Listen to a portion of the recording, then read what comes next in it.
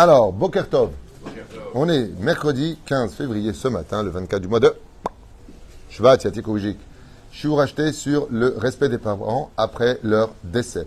Je suis racheté par Yoni Moshe Selam, lui et toute sa famille pour les 30 jours de sa grand-mère aujourd'hui, Messaouda Bat Farhe Fani. רוח השם תנחנה בגן עדן, עליון וכל השורבות עמה בכלל, הרחם יסרוכו וכן יעשון מרמן תהיה שמתה צורה חיים, ושלא נדע יותר הרצאות. בעזרת השם יתברך, רפואה שלמה pour tout le malade d'Israël, et נשמת כל מתי ישראל, הצלחה pour vous tous, וגאולה שלמה בעזרת השם יתברך. Le respect des parents, contrairement à toutes les mitzvot de la Torah qui s'arrêtent au jour de la mort. Ve'en ametim alléluia. Il y a un remède qui est fait, comme on le dit dans le Hallel, prix des Teilim, et les morts ne disent plus, ne louent plus Dieu, ce qui n'est pas tout à fait juste. Il faut comprendre le verset, mais ce n'est pas le sujet. Aval. Est-ce qu'on met les tefilines après la mort? Est-ce qu'on met des tzitzit après la mort? Le Shulchan Aruch nous dit quand un homme rentre au cimetière, il devra rentrer ses tzitzit de peur de se moquer des morts qui, eux, ne peuvent pas les faire. Toutes les mitzvot s'annulent. Par contre, toutes les mitzvot qu'on a fait dans ce monde, quand on part de ce monde, ne s'éteignent jamais. Elles t'accompagnent pour l'éternité dans un monde de lumière, d'abondance, d'encouragement, de gloire et de succès. Et la reine, combien on est bête dans ce monde de perdre notre temps à essayer de courir après des choses qu'on ne prendra pas avec nous. Un homme qui a réussi sa vie dans ce monde, chers amis, c'est celui qui, quand il fait quelque chose, voit pas simplement le monde dans lequel il vit aujourd'hui, mais qu'il puisse l'emmener avec lui dans le Olam Abba. Ça n'a rien à voir avec le fait de travailler les Shem Shamim ou pas. C'est tout simplement que toutes nos actions que nous pratiquons soient à l'image des 7 séphirot. Chesed, bonté, Gevura, rigueur, Tiferet, harmonie, Hod, Netzach, Netzach, Hod. Netzach, c'est l'éternité. Hod, c'est la splendeur. Yesod, pureté familiale, Malchut, Shabbat, Yom Tov et Chol HaMoed. Ainsi donc, quand nous sommes dans le monde de l'action pour lequel Dieu nous a défini un temps, nous devons tout faire dans ce monde pour que ces mitzvot que nous prenions avec nous soient des événements, des choses. Ou à que je par exemple, tu vas travailler à 10 heures au bureau, eh bien, sache que tu peux ramasser une tonne de mitzvot en étant droit, en étant honnête, en faisant du bien, en prélevant ton maaser. C'est-à-dire que même dans tous les endroits où on est, on peut emmener ça avec nous dans le monde futur. Quand on dit qu'on n'a jamais vu un coffre-fort suivre un cercueil, c'est faux et archi faux. On parle de celui qui pense qu'il va prendre son argent avec lui tellement il est attaché à lui, à Vodazara, idolâtrie de l'argent. C'est pas de ça dont on parle. Mais absolument, un homme peut tout prendre avec lui dans le monde futur s'il a sanctifié cet argent pour Akadosh Baruch Hu, car tout lui appartient, comme c'est marqué dans Chagai, Perek Gimel, Lia Kesev et Lia Zav, Neu Hashem Tzevakot. Par le discours de Dieu, l'or et l'argent m'appartiennent. Donc si tu le donnes pour faire plaisir à ton épouse, tu gâtes ton épouse, Bezrat Hashem, tu donnes à un pauvre pour faire Shabbat, tu soutiens un avrer, tu prends cet argent, sache que chaque mitzvah emmène ce que tu possèdes de l'autre côté du monde dans lequel tu seras tôt ou tard voué un jour à rejoindre. Il y a une mitzvah qui continue par contre après la mort, c'est celle du respect des parents. Ça veut dire que quand une mitzvah est passée, elle est passée. Quand c'est plus Soukot, est-ce que c'est Soukot? Quand c'est plus Pessah, est-ce que c'est Pessah? Le mec il vient, il se met sur le côté gauche après Pessah, il mange une matzah. Qu'est-ce qu'on lui dit? Appelle la police, on en tient un. C'est-à-dire que quand une personne est morte, elle est morte. La mitzvah qui passe est morte. Il y a un proverbe pour ça en hébreu qui dit Ha mitzvah abal lefanecha al tahmitsena. Quand une mitzvah passe devant toi, ne laisse pas pourrir. Batel zmano, batel korbano. Et passer le moment du sacrifice est annulé, le moment du sacrifice. Après l'heure, c'est plus l'heure. Eh oui. Et une fois de plus, pour toutes les mitzvot, sauf une mitzvah. Le respect des parents. Cette mitzvah-là est très particulière. Pourquoi elle est particulière? Parce que la Gemara nous dit, tzaddik, il y a 3 shutafim pour faire, il y a 3 associés pour faire un enfant. Il y a Dieu, papa et maman. Si Dieu est éternel, la mitzvah de ta concrétisation est empreinte de l'éternité de Dieu comme un tampon sur le père et la mère. Tout comme tu dois voir Dieu de ton vivant, tu dois continuer à voir Dieu après ta mort. En réalité, je vais changer la phrase. Du vivant de l'homme, on doit rechercher à voir Dieu. Rechercher Dieu. Kilo ir ani adam v'chai. Après la mort, tu le vois. Enfin, c'est un mérite. Des pérouches à la barre. Le respect des parents, c'est normal qu'elle sorte du lot des 613 mitzvot de la Torah. C'est normal qu'on la perpétue après que les parents sont morts. Alors, mort des parents égale plus de respect. Viens, la Torah te dit, ma pitov. Hayab adam birvod aviv ve'imo behayehem ou bemotam. De leur vivant et de leur mort. Bemet varim amourim. Comment tu veux que j'honore mon père et ma mère? La première chose, sachez-le. Quand dans une famille, il y en a un qui a un mauvais nom, ou un nom débauché, ça veut dire une réputation débauchée, peu importe de quoi on parle. C'est un voleur, c'est un arnaqueur. Vous allez voir que on va regarder dans la famille qui va être ton futur beau-frère, ta future belle-sœur. On vérifie la famille. Quand on dit on se marie pas avec la famille, c'est faux. On épouse quelqu'un, on se marie avec la famille, que tu le veuilles ou pas. Tes petits-enfants, c'est les grands-parents. Donc, quelque part, oui, il y a un lien entre la personne qui épouse et entre nous. Quand on épouse une personne, je trouve ça magnifique de faire deux familles une grande famille. Ine matov umanaim, shevet achim gam yachad. C'est beau d'être deux belles familles.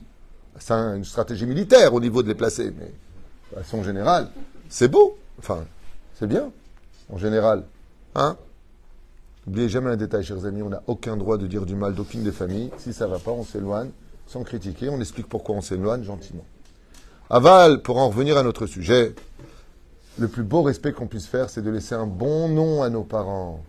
Comme on l'a vu, heureuse la mère qui t'a mise au monde. Quand tu es une bonne personne, tu réveilles tes parents, car le dit le Zohar Kadosh. Les jambes des parents dans ce monde sont les enfants. Quand les enfants sont de bonnes personnes, respectées, aimées, appréciées, et que vraiment on voit qu'ils ont un bon nom, on dit, mais vous connaissez tous le proverbe, le fruit n'est pas tombé loin de l'arbre. Ou alors, si les parents n'étaient pas de spécialement bonnes personnes dans tous les domaines, quel mérite ils ont eu pour avoir un tel fils? Ce qui fait que celui qui fait un nom, ce n'est pas les parents qui font un nom aux enfants. Au contraire, c'est dangereux d'être une personne célèbre parce que tes enfants risquent d'entacher cette célébrité. Quand tu es un grand rabbin, un grand chanteur, l'élève Alpha Abdalim, un grand acteur ou un ministre, plus tu te fais connaître et plus tu es connu et plus on va t'observer. Comment tu vas marier ton fils, comment tu vas éduquer ton fils, qui est ton fils. Ce qui fait que dans l'état actuel des choses, il faut savoir que Bar Mezakede Aboua, dit la Gemara, c'est les enfants qui donnent du mérite aux parents et non pas le contraire. Velachen, Badek, il y a le Sroutavot, c'est évident qu'il y a le mérite des parents. Mais au niveau du nom, le respect doit être maintenu. Au niveau technique, nous allons expliquer maintenant de quoi est-ce que l'on parle. Bisiata Dishmaya. De quoi est-ce qu'on parle quand on parle du respect des parents? La première chose, Bezrat Hashem, de perpétuer toujours le nom de nos parents, de les rappeler, de ne jamais oublier leur askara. Maaseh, que vous retrouverez, une action qui s'est passée dans le livre Avat Haïm, il le rapporte là-bas. En Tchécoslovaquie, il y a un fils qui avait perdu sa mère, Alcha le Betonama. Et tous les Rosh Chodesh, il avait l'habitude de faire un cours tous les Rosh Chodesh, chez lui à la maison, pour sa mère. Une fois par an, veille de Rosh Hashanah, sa mère, elle venait le voir dans les rêves. Et elle lui disait, tu ne peux pas savoir combien le fait de m'organiser un cours, de me prendre un cours, même ici, même un cours ici qui a été acheté, combien ça me fait du nahat roah, combien ça me fait du bien dans le monde d'en haut, qu'on rappelle mon nom. Et qui peut le faire une fois que tu es parti? Quoi? Les nièces? Les arrière-petits-enfants? Nigmar, il y a tes enfants et les petits-enfants dans le meilleur des cas, si vraiment tu leur as acheté des glaces tous les dimanches. Et encore, mais la reine, il organisait, selon voilà, un jour, c'était l'Askara. Et pour une raison qui était un peu ambiguë, il a oublié de faire l'Askara. Il a oublié de faire l'Askara. Sa mère vient le voir dans les rêves. Le lendemain de l'Askara. Avant, l'Askara, c'est le jour de décès de la personne, jour anniversaire de décès. Tu peux faire avant. On dit le Kaddish, selon la tradition mystique, du Shabbat qui précède le jour de l'Askara. Par exemple, l'Askara, c'est Yortzeit, c'est mardi. Tu fais le Kaddish depuis Arvit de vendredi soir. Déjà, depuis ce moment-là, tu peux faire l'Askara. Dans le cas où tu t'en vas mercredi ou mardi, parce que tu vas être dans l'avion, tu ne peux pas la faire, tu peux la faire lundi. Avant l'heure, c'est l'heure. Après l'heure, c'est plus l'heure. Ok? Donc, avant la date, tu peux. Après la date, Nigmar. Et lui, la date, elle est passée. Il voit sa mère qui vient le voir avec des larmes, dans les rêves. Elle lui dit, mon fils, tu m'as oublié. Tu m'as oublié. Why? Ima Mechila. Il lui a dit, écoute. Écoutez bien ce qu'il dit. C'est un peu bizarre parce que j'aurais pensé à autre chose, mais ce qui a marqué, il y a marqué. Je te pardonne de ne pas être monté sur ma tombe. Je te pardonne de ne pas avoir fait la Séouda. Très important la Séouda. Je te pardonne de ne pas avoir dit le Kaddish, mais je ne te pardonne pas de ne pas avoir donné de la Tzedaka. Parce qu'il y a une mitzvah que les gens, ils oublient. Mon Rav lui-même me l'avait rappelé un jour. Quand tu fais une askara, Bezrat Hashem et Barach, quand tu fais une askara, juste maintenant, il est venu lui couper les fleurs. Juste maintenant. Toute l'année, il vient pas, il vient. Baruch Hashem, il est en train d'enjoliver le pays d'Israël. Vous savez pas combien il aime que son pays soit propre, combien il est interdit de jeter des cigarettes, jeter des gobelets, des papiers par terre à Botaï. C'est pas un cendrier Israël. C'est pas une poubelle. C'est Mamash Nakot. Mais la reine, elle lui a dit, sa mère, la tzedaka, tatzil mimavet. Tous les ascarotes, les gens ne font pas ça. Ils allument une bougie, Hazak ou Baruch. Ils font la Seouda Dvar Torah, il a fait du Mishnayot, Pochot Neshama. Ils montent au cimetière. Mais il y a une chose qu'ils oublient. Même le soir, on peut mettre la tzedaka. Alors, Rav votre Rabbi ou Mori, mon Rav, quand il y a un askara, il dit, mets une boîte de tzedaka que les gens y mettent. Lama, parce que faire le tzedek dans ce monde, d'être capable de donner dans ce monde, il faut savoir que la tzedaka, c'est un ascenseur pour monter à la Neshama. Combien il est important de donner de la tzedaka le jour du Yortzai. Et si tu ne veux pas le soir, il n'y a pas eu les moyens, tu fais le lendemain matin et tu dis les ilou inishmat. Pour l'élévation de l'âme de ma maman, de mon papa, je donne aujourd'hui une tzedaka. Ne vous inquiétez pas, si vous oubliez sur le cimetière, ils vont vous le rappeler, les gens. Il y a beaucoup qui viennent. La reine Bisiata d'Ishmaïa, donnez une pièce. Quand il s'agit de beaucoup d'argent, vous les donnez à une institution. Faites attention à cela. Tu as 200 € à donner, tu choisis une institution où tu es sûr et certain, que ça aille à 100% à l'adresse. Parce qu'il y a aussi beaucoup d'institutions, de ce que tu m'avais expliqué, que quand tu fais un don de 100 000 shekels, il y a combien? 15% seulement qui va là où il faut. Hashem Yishmor V'Rachem. Sache qu'Al-Pi Halakha, c'est Gamassour Be'echle. C'est Gezel. Assour. Parce que la personne, elle aurait voulu que 15% est là où il a voulu donner. Faites attention aux appels aux dons rabotaï. Pas tous, qu'il n'y ait pas d'ambiguïté. Vérifiez bien que quand vous donnez de l'argent, ça aille à la bonne adresse. C'est Chova Livdok. Rabbi Nachman, il dit, quand tu donnes la tzedaka, tu ne vois pas les fruits, tu ne vois pas les résultats, c'est que fais attention. Où va l'argent? Demandez votre serfa, certains que ça rentre dans la mouta, les amoutotes, elles sont très vérifiées. Parce que quand ça rentre dans la mouta, tu ne peux pas, après le sortir, il faut se lever de bonne heure. Les impôts qui tombent dessus, c'est les prisons, ça peut être jusqu'à 5, 6, 10 ans de prison. Donc les gens, ils ont peur. Et il faut que ça aille là-bas, parce que pour ressortir l'argent, après, c'est justifié. Mais quand vous faites un appel de don pour une famille, pour un mariage, quand vous avez ramassé 100 000 shekels pour eux, c'est à eux. À la limite, prends 15% pour toi et donne 85% pour elle.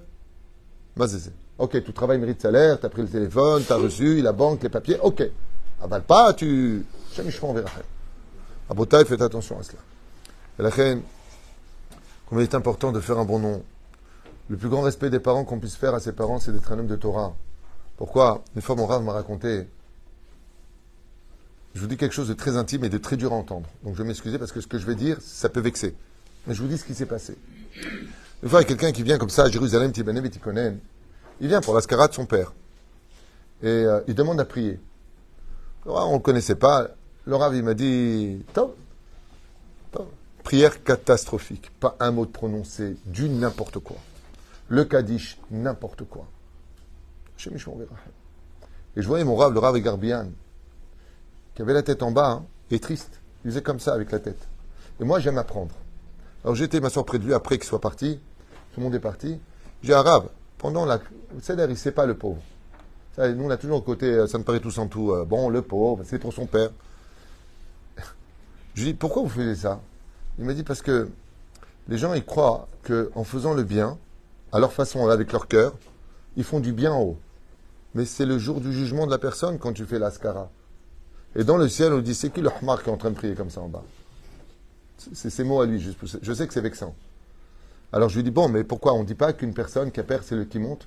Il dit, mais si tu ne sais pas prier, et je reprends son exemple, il m'a dit, c'est parce qu'il n'y a pas de médecin que tu joues les médecins. Et tu sais prier parfaitement, je sais prier, il y avait le Khazan. Tu ne sais pas prier, prends pas cette place.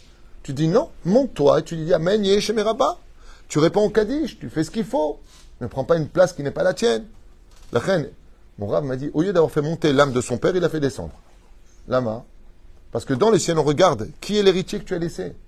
Parce que si son père, il avait pris son fils au Talmud Torah, il aurait parfaitement prié.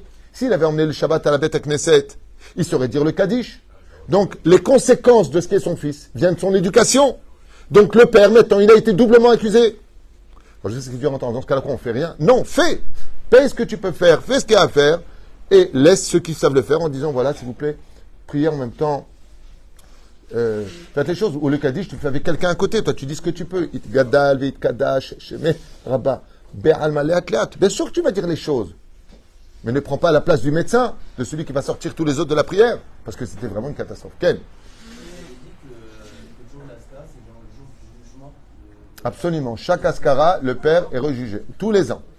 C'est le Rosh Hashanah, absolument. D'où l'importance de faire Seudat Mitzvah, de faire les brachot. Pourquoi? Pour donner du mérite sur la balance qui manque.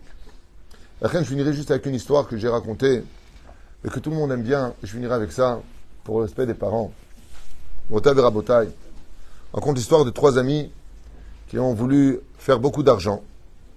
Et ils ont décidé d'aller à New York, pensant que là-bas, l'argent était par terre. Après avoir vu Dallas Dynasty, Amour, Gloire et Beauté, et Les Feux de l'amour, je connais ces titres grâce à ma mère, pas moi. Ma mère elle me dit, attends, parce que là je vois Amour, Gloire et Beauté. Je dis, ah d'accord. Que Dieu la bénisse. Ima, en kamor baolam. Ils arrivent là-bas et sauf les rêves se traduisent en réalité. La réalité est loin d'être un rêve pour beaucoup de cas. Et donc ils ont décidé de prendre un appartement ensemble pour faire des économies, faire de l'argent. Comme les appartements peuvent être très très très grands aux États-Unis, de 180 mètres carrés, ils sont 3 familles. Alors ils se sont installés là-bas. Et Baruch Hashem, ils ont le bonheur de trouver un appartement au 70e étage. C'est rien aux États-Unis, c'est jusqu'à 100, 130, 140. Ça monte très très haut. Et ils se sont installés là-bas. Sauf, au lieu de jouer les JR et les Bobby, ils se sont retrouvés avec un menuisier, un électricien et un boulanger. Tu vois pas la Rajige. Il n'y a pas de son métier, mais enfin bon, tu aurais pu faire en Israël. Et voilà qu'ils ont commencé à travailler. Ils ont commencé à travailler, mamash, du lever du matin jusqu'à la sortie de la Neshama. Rouche d'abord, 12 heures par jour. Pour gagner le maximum d'argent et après revenir en Israël.